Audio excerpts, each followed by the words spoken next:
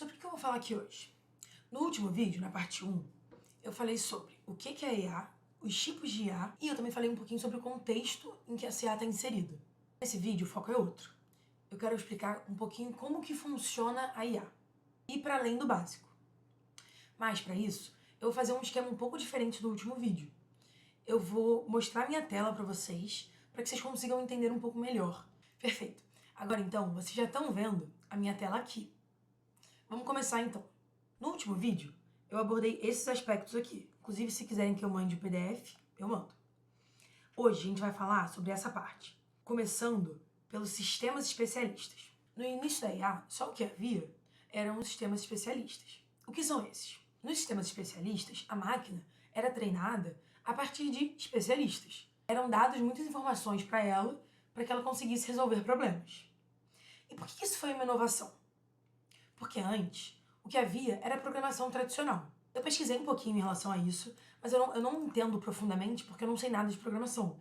Inclusive, eu estava até dando uma olhadinha em programação para conseguir entender um pouco essa diferença e por que a IA trouxe tantas inovações. Mas o que eu achei para falar para vocês, na programação tradicional, a lógica é se x, y. E foi isso que eu vi, inclusive, fazendo um curso. Se isso aqui acontecer, você faz isso aqui. Você fala para a máquina muito expressamente o que ela tem que fazer. O sistema especialista, a diferença é que ele era projetado para resolver problemas complexos e mal estruturados que exigiriam julgamento humano e conhecimento especializado, onde as etapas de solução podem não ser óbvias a priori. Então aí fica clara a diferença entre a programação tradicional e os sistemas especialistas. Os algoritmos tradicionais, eles são procedurais. Eles são focados no como fazer explícito, enquanto os sistemas especialistas, eles são declarativos. Eles são focados no o que sabemos e a partir daí eles vão inferir o como fazer. Isso, consequentemente, lhes confere uma capacidade maior de raciocínio e de explicação, o que os aproxima da inteligência humana. Por isso que inteligência artificial. Isso, inclusive, ajuda a gente a entender um pouquinho melhor a questão do conceito, que a gente viu no último vídeo. Agora, a gente vai passar para o Machine Learning. Qual é a importância do Machine Learning? Com o Machine Learning, a máquina passou a aprender sozinha a partir de dados. Então, na programação tradicional, precisava-se de uma programação expressa. Nos sistemas especialistas, essa programação pode ficar um pouco menos CXY, ela pode ficar um pouco mais maleável. E no Machine Learning, é como se fosse chegou a um nível muito alto disso. Porque você dá os dados para a máquina e a partir disso, a máquina aprende. A gente vai falar então, dentro do Machine Learning, sobre alguns conceitos centrais para a gente conseguir entender um pouquinho melhor isso.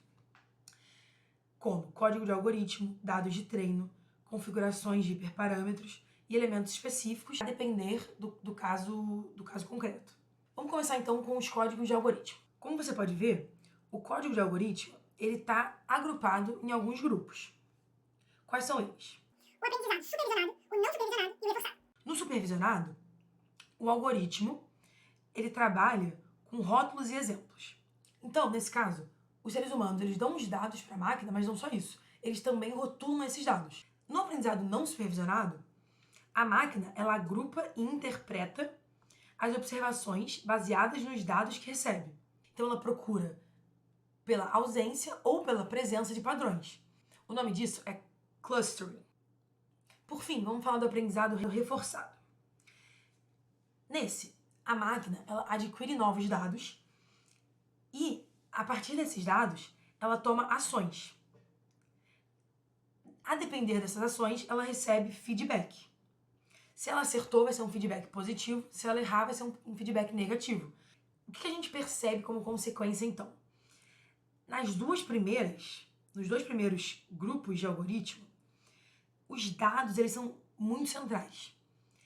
Nesse aqui, no terceiro, os dados eles não se apresentam de forma tão importante. Também é muito importante, é inegável, como eu falei no outro vídeo, mas nesses dois primeiros aqui, os dados eles têm uma importância ainda maior.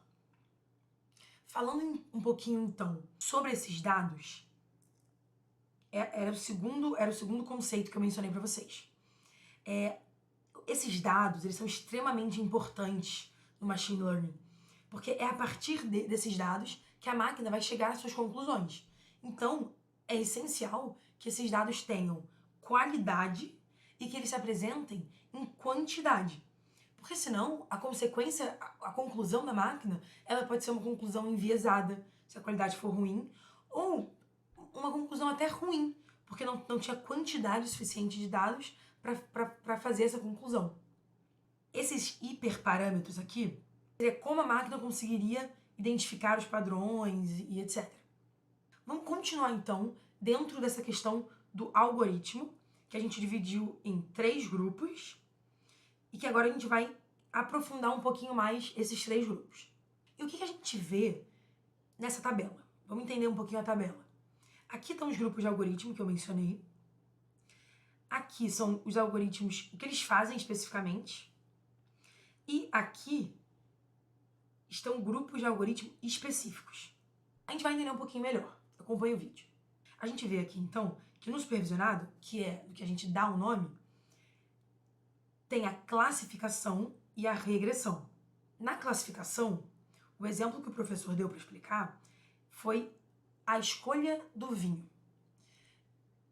Ele daria as informações para a máquina de que ele gosta do vinho tal, e que o vinho tal é doce, e que ele não gosta de outro vinho, e que esse outro vinho aperta na garganta. A partir disso, a máquina, a partir das features, das características, ela vai criar labels, ela vai criar rótulos, e usando ambas essas informações, ela vai criar um modelo. E é esse modelo que vai dizer se o professor gosta ou não gosta de um novo vinho que vai ser apresentado para a máquina. Em relação à regressão, que é o segundo tipo de aprendizado supervisionado, ele deu o exemplo do preço de uma casa. Sabendo o metro quadrado da casa, você saberia quanto que a casa custa. Isso seria uma regressão simples. É claro que, na vida real, há muitos outros fatores que influenciam o preço de uma casa. Para além do metro quadrado, a gente teria que levar em conta localização, como a casa tá por dentro, etc. Condomínio. E aí, levando tudo isso em conta, seria uma regressão múltipla. Ele deu esse exemplo para ser um exemplo mais fácil de entender. Então, a máquina faria correlações, previsões e classificações. Seria, basicamente, uma função dado x, que seria a regressão simples, y. Também poderia ser dado x, y, z, h, y. Isso aqui já seria uma regressão múltipla. A minha ideia aqui não é que a gente saia desse vídeo entendendo tudo de EA. Mas, assim, eu achei muito interessante descobrir essas informações, porque faz com que a gente entenda um pouco melhor como isso que está tão em voga, como essa ferramenta que está tão em voga na nossa vida hoje em dia, funciona, mesmo que seja de forma superficial. A minha ideia, inclusive, é ao longo dos vídeos ir aprofundando um pouco mais esse conhecimento. A gente vai passar agora, então, para o aprendizado não supervisionado.